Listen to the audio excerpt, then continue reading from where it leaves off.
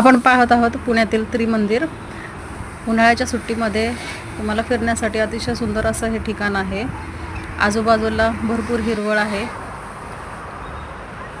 मंदिराचं बांधकाम संगमरवरी आहे.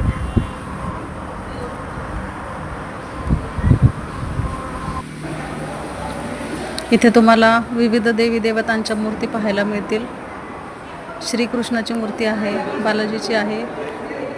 त्यानंतर आपले अवघ्या महाराष्ट्राचं कुलदैवत असलेले तुळजाभवानीची सुद्धा मूर्ती पाहायला मिळेल तुम्हाला.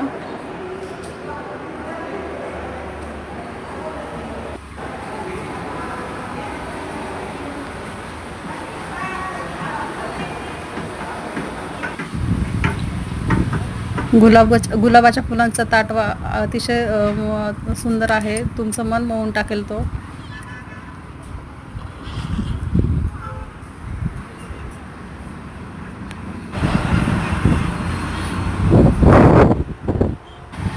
देवदर्शन झाल्यानंतर लहान मुलांना खेळण्यासाठी विविध सुंदर अशा वस्तू खेळणी आहेत इथं.